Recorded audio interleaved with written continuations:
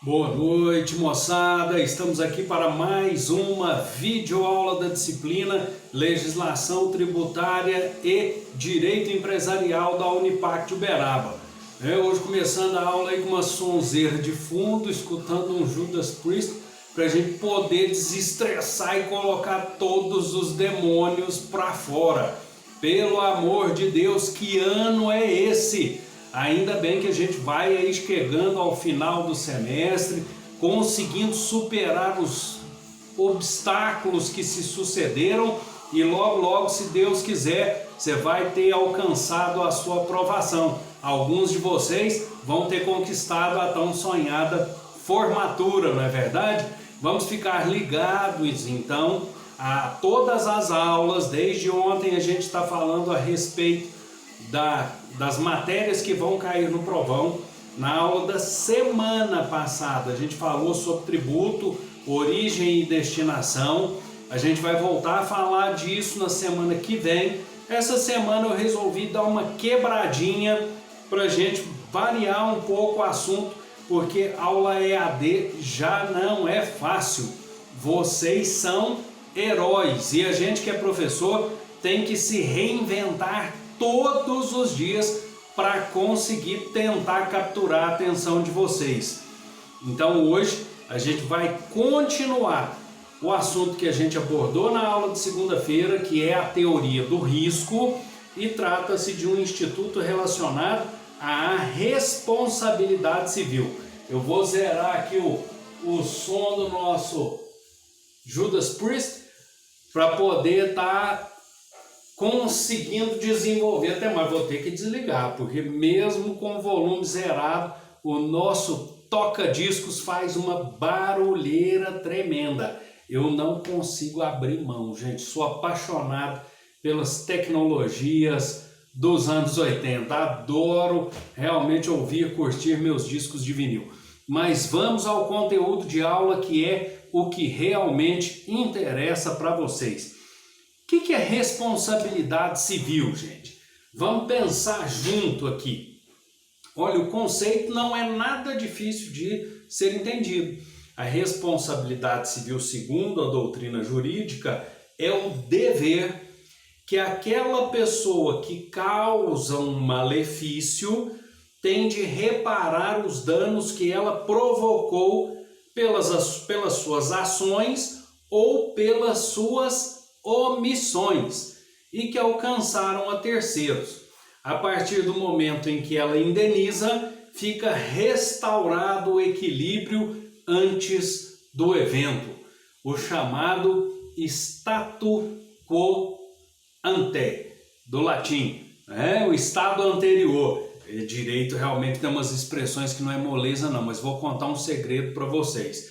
Hoje em dia essas expressões nem são mais utilizadas nas dinâmicas pedagógicas do curso jurídico, mas elas dão um certo charme, dão um certo ar de nostalgia quando a gente desenvolve a nossa atividade profissional, tá? Então tradição também é importante. Vocês têm as tradições inerentes às profissões da administração, das ciências contábeis, da logística, da tecnologia em gestão comercial. A gente precisa preservar isso, precisa preservar a nossa história. É lógico que a gente não pode trabalhar conhecimento como uma coisa rebuscada. Ele precisa realmente somar na nossa vida e permitir que a gente alcance o verdadeiro aprendizado, não se transformando em objeto de arrogância e presunção. Humildade é fundamental para a gente conseguir viver em sociedade, ainda mais em tempos tão difíceis como esses que nós estamos atravessando. Então a responsabilidade civil é o que mesmo? A obrigação que uma pessoa tem quando ela causa dano a outro de reparar esse prejuízo. Então isso é muito bom, não é verdade? Gera segurança nas relações sociais. Então se um vizinho vai fazer um reparo no muro que fica na divisa aí dos imóveis, como por exemplo fazendo a poda de uma árvore, o galho dessa árvore cai para o seu lado e quebra o muro, quebra a casinha do cachorro, o vizinho, que é quem deu causa, tem a obrigação de reparar. Infelizmente, as pessoas não têm bom senso, causam prejuízos às outras e acreditam, ah, não, isso é tão baratinho, não precisa não. Baratinho depende de quem. A verdade é que a lei determina a obrigação de reparar. Então, quando a gente causa prejuízo para um terceiro, nós devemos, independente de processo, independente de ser acionado juridicamente, nós devemos emprestar a nossa solidariedade e fazer a reparação do dano que nós causamos. Isso se chama boa-fé. E é justamente a boa-fé que tem faltado nas relações. As empresas devem observar isso com muita fidelidade. Empresa que age de má-fé não deve ter o respeito, a adesão de nós consumidores. A gente tem que banir essas empresas do mapa. O mínimo que a empresa pode fazer quando ela causa prejuízo para você é te indenizar o prejuízo que ela causou. Nós temos dois tipos de responsabilidade civil na legislação brasileira. A responsabilidade civil objetiva, que é aquela que nós falamos lá na questão da teoria do risco. Quando a atividade que eu desenvolvo, a atividade com a qual eu me ocupo, é classificada por lei como um risco objetivo. A lei é que determina quando a minha responsabilidade é objetiva. Quando ela é objetiva, não tenho que discutir. A minha ação ou omissão, que é o deixar de fazer, causou dano para terceiro, eu sou obrigado a indenizar. Agora, existem alguns casos em que nós estamos diante da necessária análise de culpa. Aí nós estamos falando de responsabilidade subjetiva. Responsabilidade objetiva, então, não tem que analisar a culpa de ninguém. Na responsabilidade subjetiva, eu preciso analisar a culpa. Então, quando um empregado, por exemplo, danifica a máquina que ele trabalha numa empresa, é um operador de máquinas, e essa máquina quebra com ele. Nós temos que analisar se houve culpa ou dolo, que é ele quis fazer ou ele contribuiu para que esse resultado acontecesse.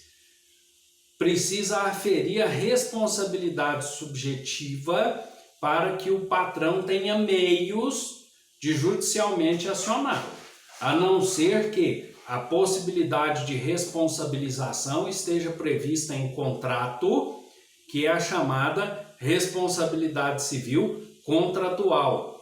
Então, na objetiva, qual que é a característica mesmo? Em responsabilidade objetiva, não tem que provar culpa.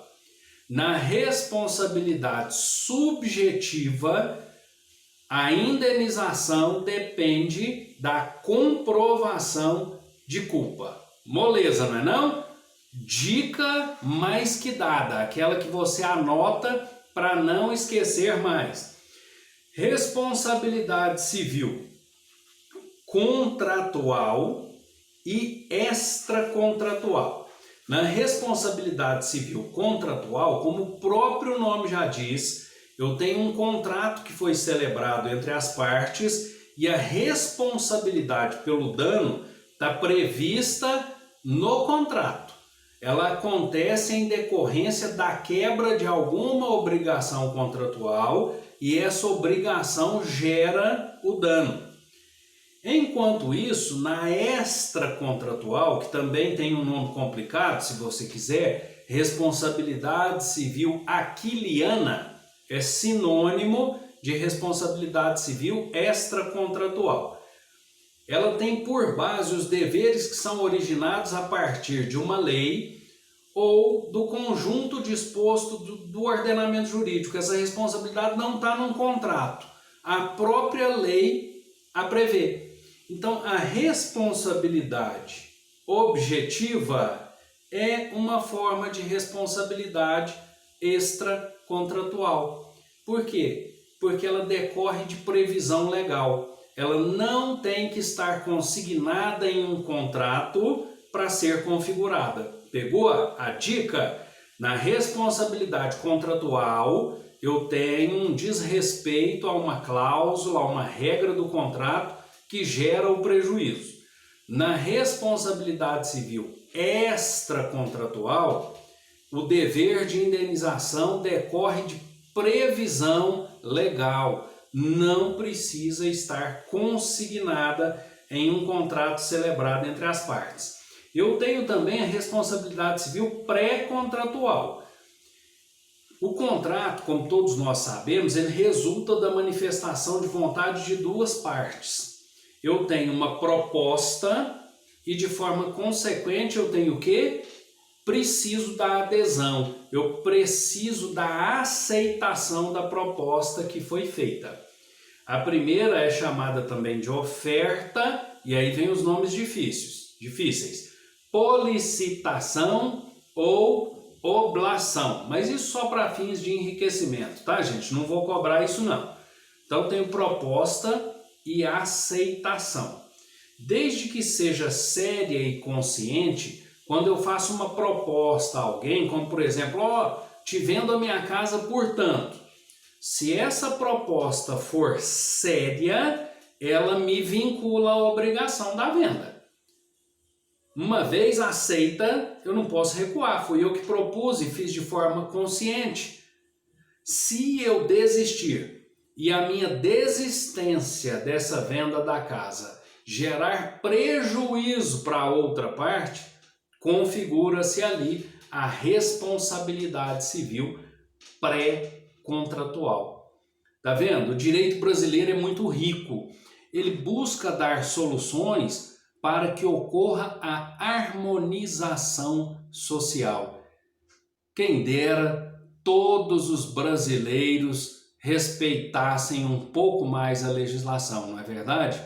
Infelizmente, hoje, transitando pelas ruas de Uberaba, o que eu mais vi foram pessoas sem máscara, se aglomerando, desrespeitando as regras instituídas pela prefeitura para o isolamento social, enfim, pessoas com completo descaso pela vida e pelo seu semelhante. Isso ocorre justamente porque o brasileiro tem extrema resistência a regras. Ele acha que está acima do direito. E enquanto a gente não começar a respeitar a legislação e dar a ela a importância que ela merece, as coisas vão continuar indo de mal a pior.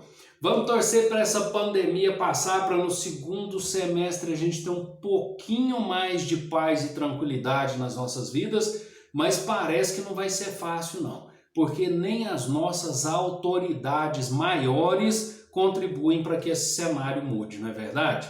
Vamos pensar positivo e vamos orar a Deus para que Ele nos dê um segundo semestre melhor. Semana que vem tem mais aula, eu indico aí no corpo do conteúdo um texto, se você quiser enriquecer esse conteúdo que a gente bateu papo a respeito aqui hoje, e desejo que fiquem todos na santa paz de Deus e até a próxima semana.